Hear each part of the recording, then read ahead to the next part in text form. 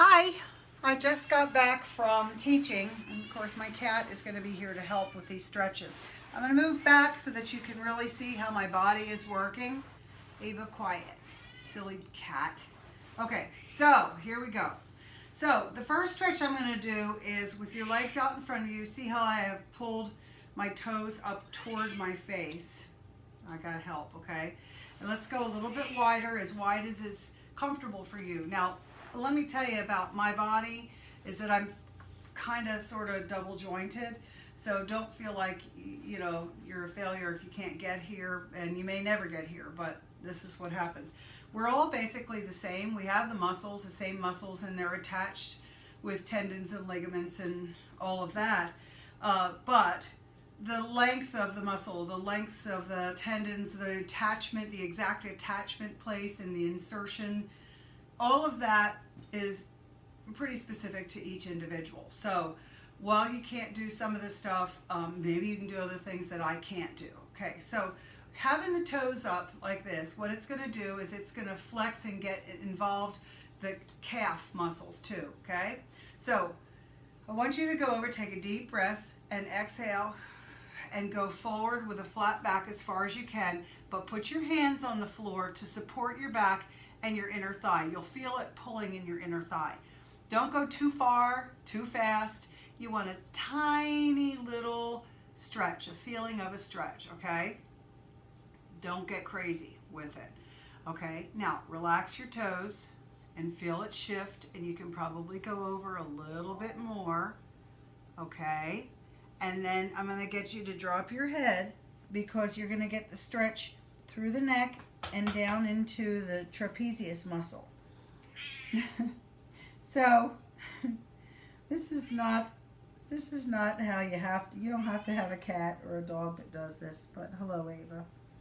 Okay, so you're going to lean into it to protect yourself, and then when you're going to get up, you're going to put your hands, move them in, and sit upright. Okay, hello, kitty. Okay, so the other thing I'd like you to do, the next thing, you're in the way, is I'm going to move my feet together, but don't try to put them too close to your body. If they're in close to your body, I can't even pull them in real far without causing a lot of pain in my knee. Besides, this stretch is not for the inner thigh. There's enough we can do for the inner thigh. If you pull that muscle, it's also known as the groin muscle. If you pull it, it takes a really long time for it to repair because it's so involved in all of our walking and stairs and all the locomotion, okay? So don't overdo it, especially with that muscle, or the muscle groups. So they're out, my feet are out a little bit from my body. I don't know if you can see, it's about a foot out, okay, from my body to my heels. So keeping my back nice and flat, and I'm holding onto my legs, and I'm gonna come and drop myself over. Now my elbows are sitting on top of my knees, but I am not pressing my knees down. We don't have to do that, okay? You can bring them forward like that in case you are trying to don't try to push them down, okay? You go forward as far as you can. It's as if you're taking your sternum, which is your breastbone, and you wanna touch it on the floor out by your feet or beyond. You always think out from your body, okay? You should feel this in your low back a little bit, in through your butt, your buttocks, and then down perhaps the side of your leg where your IT band or your iliotibial band is. Go as far as you can. I like to hold on to my body, my ankles, so I can sort of pull myself just a little bit, just to deepen it. Now again, it's a tiny stretch. I want to increase that stretch just a tiny bit more, okay? You might feel that your stretch initially is enough. Then don't pull yourself down. And never, ever, ever bounce. We don't bounce. Not a good idea. Once you're in the position, chest is still high, then I want you to round the back and drop the head. Again, you'll feel it through here. It'll deepen in your posterior.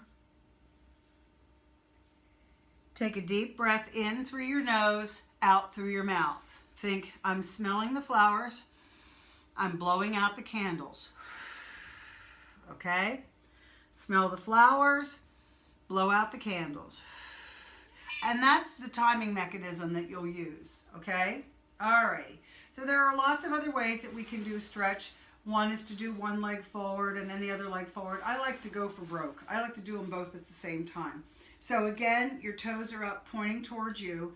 And this is sort of a format of a move in Pilates that's called spine stretch forward, okay? What you want to do is have the body nice and straight. If you hold your arms out like this, then if you were looking from the side, you're making the letter C out of your body, okay? You want to tighten your butt, tighten your gut, and sort of extend yourself up. Imagine that there's a string tied to the top of your head and you're pulling it up to the ceiling, and so that it's pulling your body and elongating your body, okay? Breathe in, and then you're gonna come forward, reaching past the feet, and if you can't touch the feet, you touch on the legs where you are, okay? Because what that's gonna do is let you know when you're improving, okay? Because let's say you can touch, you know, right at the ankle, and then all of a sudden you're able to get down to the arch of your foot, and then, oh my goodness, I'm touching my toes. And that'll give you just a real sense of accomplishment, okay? Always remember, we don't bounce, and we breathe, okay? Deep breath in, and exhale, and reach toward it. Drop your head, and when you come back, breathe in through the nose, and you come back up and restack your spine and exhale, okay? So the movement looks like this, okay? We're gonna go, here we are, just relax, try not to pull the shoulders up, here we go. Deep breath in, exhale and reach, drop the head, deep breath in, exhale and back here, okay? So that's the spine stretch forward.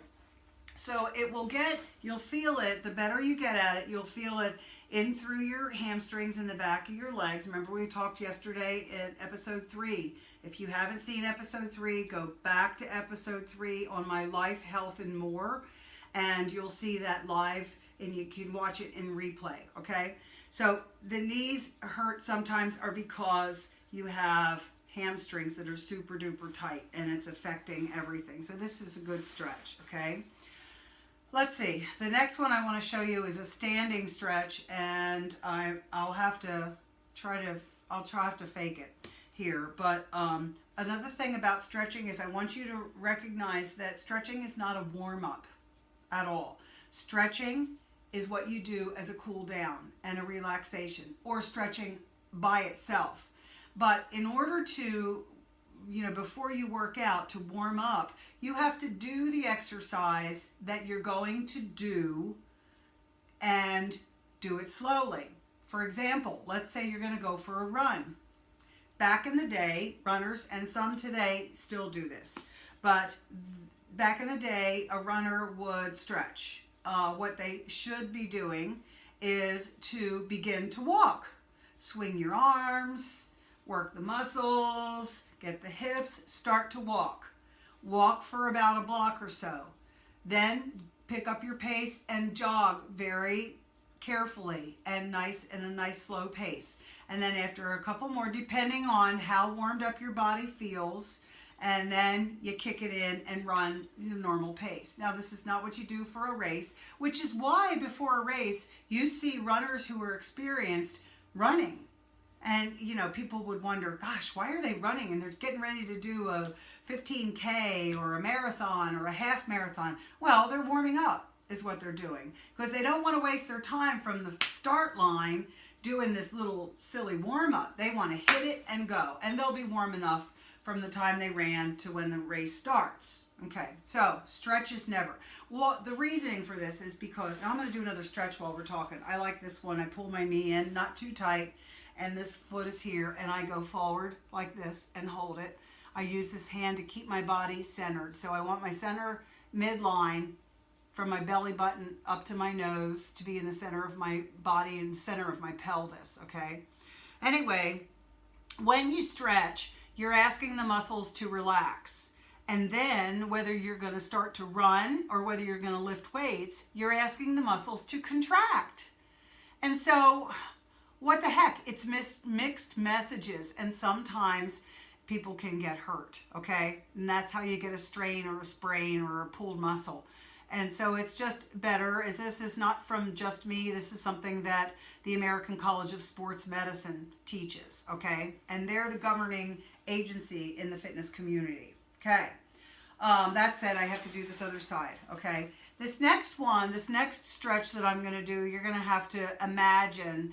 It's something that I use when I travel. I started it when I traveled because I had hurt my back when my children were really young, and my husband wanted to go. We lived in Virginia. My husband wanted to go to Baltimore to watch a Baltimore Orioles game so my children could witness professional baseball. Well, I was miserable because my back hurt so badly, and so I said, okay, as long as we get to stop every hour so I can get out and stretch, and then at the game, you know, I'll be able to go into the bathroom and stretch. And so that's what I did. Now, I'm not going to get on the floor to stretch in a public bathroom, but I realized that I could lean against the sink. Sometimes I've leaned against a wall, sometimes at a picnic table that's at a roadside stop, right? So you have those truck stops and everything. So there's lots of places you can do this and get your body stretched, okay? So let me go ahead and stand up, and I hope that you can see me. I'll get back here. Okay, so what you're going to do is stand. Imagine that there's a sink in front of me, okay? Or you can do it at a kitchen counter. Can you see me? All right. Okay. All right, so you have a little bit of a bend in the legs. Your arms are going to be on that counter, and you're going to just sort of drop your body between your arms, and the stretch will go down here, down your back, and then as you're reaching out like this, you'll feel it in your derriere and down your hamstrings, and maybe a little bit into your calves, okay? Drop your head so it gets in your neck and stretch it like that. 2 things to do. One, while you're in this position, is to tuck your tailbone under. So it's like a dog tucking his tail between his legs. Pull the pelvis down, and when I'm talking about tucking, I mean it's minuscule amount in distance that moves down. It's just a shift.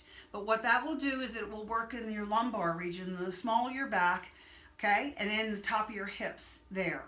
Then, after you've done that, for 3 full breaths, hold all of these 3 full breaths, okay?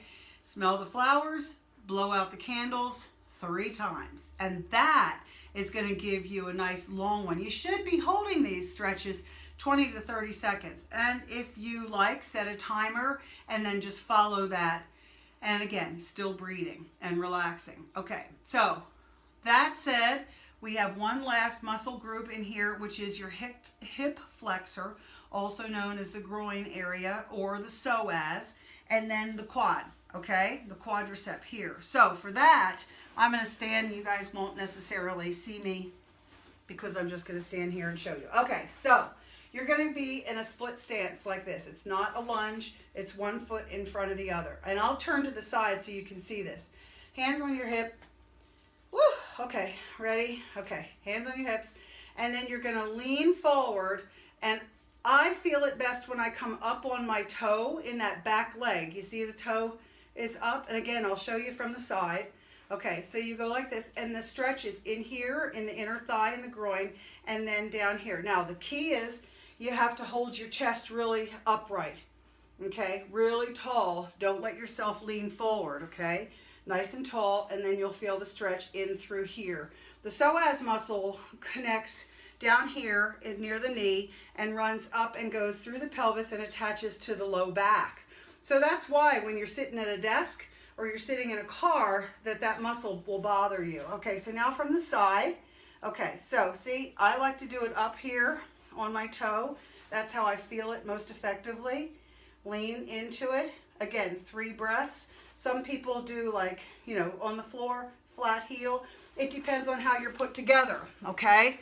So we all have, let me get down so you can see me. We all have attachment issues, and this stretching, I think, will help you. Thanks so much. From my heart, take care.